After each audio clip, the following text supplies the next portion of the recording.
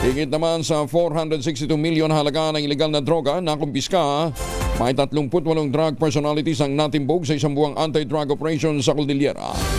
Detalye ng balita mula kay Romy Gonzalez sa RH41 ay Magdabigat Romy.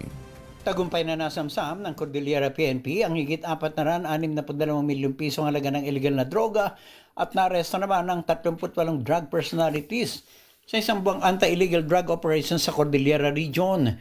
Batay sa report ng Regional Operations Division, kabuang 79 na operasyon ang inilunsad ng Cordillera PNP na kinabibilangan ng 65 marijuana eradications, 14 na bypass operation, 8 implementasyon ng search warrants, 7 service of warrants sa pares at 5 police response.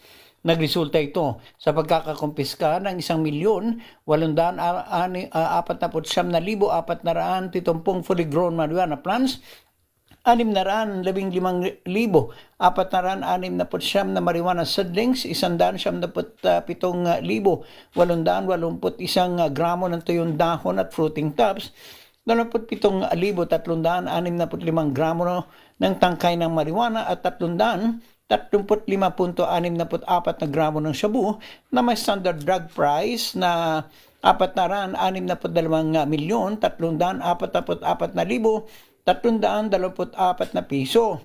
38 drug personalities naman ang natimbog.